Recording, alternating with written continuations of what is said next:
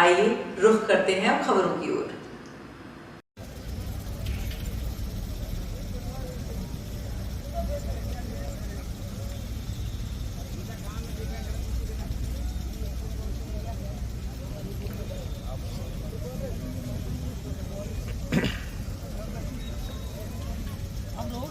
आगे मम्मी को भी देखो, उनको भी आत्मा को तकलीफ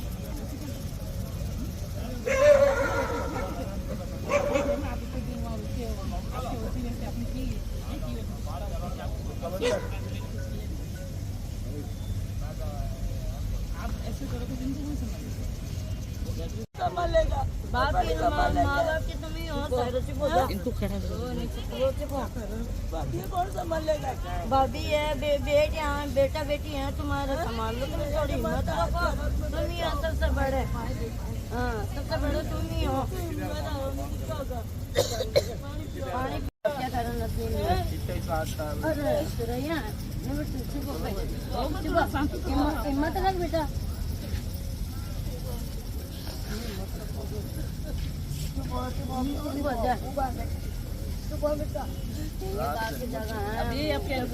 भैया, आप देख सकते हैं ट्रू इंडिया की टीम इस वक्त मौजूद है जोधपुर के एम्स हॉस्पिटल में, जहां 10 दिन पहले जीएसटी ऑफिसर की रिटायरमेंट के फंक्शन के उपलक्ष्य में जो फायरिंग की गई थी उसमें बैंड वादक जो फखरुद्दीन है उनकी रात को एम्स में इलाज के दौरान मौत हो चुकी है। परिजनों का हॉस्पिटल प्रशासन पर गंभीर आरोप है कि उन्होंने बिल्कुल उचित कार्रवाई नहीं करी, उनका इलाज ढंग से नहीं किया और इतनी तबीयत खराब होने के बाद में भी उनको अस्पताल प्रशासन ने छुट्टी दे दी। हमारे साथ में फखरुद्दीन जी हैं, उनके जो भाई हैं हमारे साथ मौजूद है, हम उनसे जानना चाहेंगे वो इस बारे में क्या जानकारी देंगे हमें। जी बताइए। मैं मोहम्मद यूसुफ शेख मसूदी, मोती चौक निवासी। मेरे भाई फखरुद्दीन जी मात्र 400-500 रुपए के लिए अपने परिवार का पेट पालने के लिए एक पैसे वाली पूंजीपति पार्टी यहाँ पर बैंड बजाने गए थे, जहाँ उन्होंने अपने फंक्शन के दौरान उनके भाई भैया भांजा अजीत सिंह के नामक कोई व्यक्ति है जिसके पास वो बता रहे हैं कि लाइसेंस शुदा पिस्तौल है 12 बॉल की, मतलब लाइसेंस गवर्नमेंट इसलिए ली जाती है कि किसी भी फंक्शन में आम जन को आप फायरिंग कर सकते हो, आप उसको गोली मार सकते हो, प्लस आप ये ऊपर से कह सकते हो कि मेरे पास लाइसेंस है, मेरा कोई कुछ नहीं कर सकता। इलाज के दौरान प्रशासन, हॉस्पिटल प्रशासन ने जो लापरवाही की है, बड़े दुख देनी बात है। जो आदमी एम्स में बड़ा ऑपरेशन होने के बाद आईसीयू में है, उसको मात्र 24 घंटे 36 घंटे में छुट्टी दे दी। छुट्टी देने के कुछ ही घंटों बाद वापस उसकी हालत बिगड़ी। हम लोग वापस एम्स में आए और यहाँ आके जब देखा तो उसकी हालत बिल्कुल कंट्रोल से बाहर थी। मतलब डॉक्टरों की इतनी लापरवाही, इतना बड़ा हॉस्पिटल, राजस्थान का एम्स हॉस्पिटल, बड़ा अफसोस होता है सुन के कि एक एम्स हॉस्पिटल जो राजस्थान का बहुत बड़ा हॉस्पिटल माना जाता है, उसमें डॉक्टर इतनी लापरवाही कर जाएं कि पेशेंट आईसीयू में है और उसको छुट्टी दे दें। बड़ा अफसोस होता है। ये किस तरह की मिली भगत है अपराधी की और पुलिस हॉस्पिटल प्रशासन की। मुझे बड़ा अफसोस है इस बात का और मैं प्रशासन से यही मांग करना चाहता हूँ कि हमें उचित कार्रवाई और न्याय मिलना चाहिए। परिजन को ज्यादा से ज्यादा मुआवजा और परिवार में एक व्यक्ति को नौकरी मिलनी बहुत अनिवार्य है।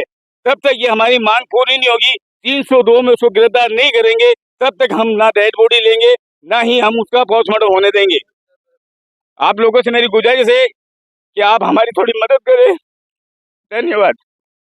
आप देख सकते हैं ये हमारे साथ में मृतक के बड़े भाई फखरुद्दीन जी, जिनकी गोली चलने से मृत्यु हो चुकी है। इन्होंने प्रशासन से मांग की है कि इनके परिजन की जहाँ इलाज के दौरान बिल्कुल लापरवाही बरती गई थी और इन्होंने प्रशासन से ये भी मांग की है कि इनके परिवार में से किसी एक सदस्य को नौकरी दी जाए, तब तक ये शव को नहीं उठाएंगे। ट्रू इंडिया के लिए एम्स से मैं रंजन दैया।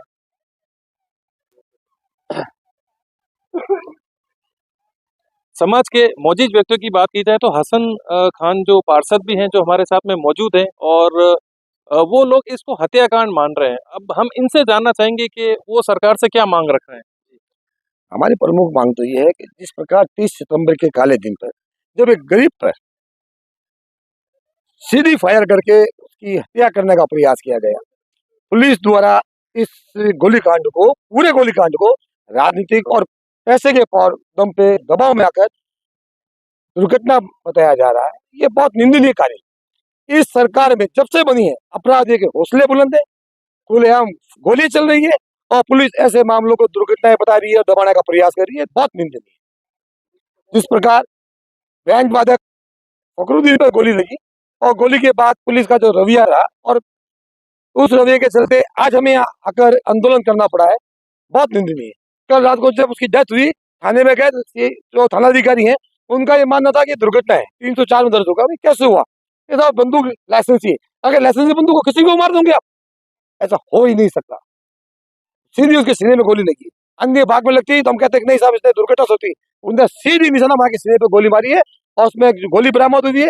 पुलिस इस मामले को दबाना चाह रही है, राजनीतिक दबाव हो चाहे आर्थिक दबाव हो, ऐसे अधिकारियों के खिलाफ कार्रवाई की मांग कर रहे हैं। और दूसरा हमारी मांग है कि मृतक परिवार जो बहुत निहायत गरीब है उसको तुरंत प्रभाव से राज्य सरकार मुआवजे की घोषणा करे, उसके परिवार के लिए लालन पोषण के लिए संविदा पे का नौकरी की बात है तो संविदा पे नौकरी देने की बात करे। और इसके साथ ही क्योंकि हमें एम्स के डॉक्टरों पे भरोसा नहीं है, एम्स के डॉक्टर भी इस मामले में उनकी संदिग्ध भूमिका रही है। हम इस मृतक फखरुद्दीन का जो है पोस्टमार्टम महात्मा गांधी या मथुरा अस्पताल में कराना चाहते हैं। यहाँ के डॉक्टरों पे हमें बिल्कुल भरोसा नहीं है, यहाँ के डॉक्टर भी राजनीतिक दबाव में और आर्थिक दबाव में आए हुए हैं, ऐसा हमारा आरोप है। हमारे साथ मृतक फखरुद्दीन जो कि पेशे से एक बैंड वादक थे, जो सिर्फ उसी रोजगार से अपना घर का पालन पोषण करते थे। हमारे साथ उनके पुत्र सरफुद्दीन मसूदी जुड़ चुके हैं, हम उनसे बात करेंगे। मेरे पिताजी की हत्या हुई है और मैं न्याय चाहता हूँ और पुलिस प्रशासन जो है इस मामले को दबाना चाहती है एक दुर्घटना बताकर। पुलिस का कहना है कि ये एक दुर्घटना है, ये एक एक्सीडेंट है और हम ये नहीं मानते कि एक एक्सीडेंट है, ये सरासर हत्या का मामला है और इसको जानबूझकर हत्या किया गया है।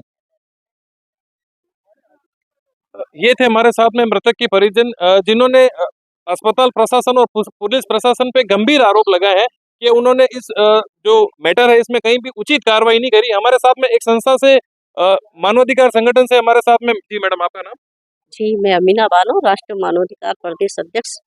मैं सरफुद्दीन के पिताजी की जो हत्या हुई, आज 10 दिन पहले गोली चली, उसके बाद में इसको भर्ती कराया गया एम्स में, लेकिन डॉक्टरों की लापरवाही है, डॉक्टरों ने ध्यान नहीं लगाया पूरा और ये इतने गंभीर तकलीफ होते हुए भी उनको छुट्टी दे दी गई। उसके बाद में वापस इनकी तबीयत ज़्यादा बिगड़ी, वापस लेके आए और यहाँ पर इनकी मौत हो गई। और जो पुलिस की दबाव की वजह से नहीं, डॉक्टर की दबाव की वजह से पुलिस भी इनका पूरा ध्यान नहीं लगा रही है और ना इनका मुकदमा ढंग से दर्ज कर रही है। ऐसे जानबूझ के गोली मारने वालों को उनके ऊपर दफ़ा 302 लगाई जाए। और मैं सरफुद्दीन के पिताजी की हत्या के बारे में मैं इनके लिए न्याय चाहती हूँ, इनको न्याय मिले। आप देख सकते हैं जैसा कि लोगों का जो एक ओपिनियन है, एक घटना को इन्होंने एक हत्याकांड बताया है। अब ये तो जांच के बाद ही पूरा क्लियर होगा कि हत्या है या ये एक दुर्घटना है। ट्रू इंडिया के लिए मैं रंजन दैया।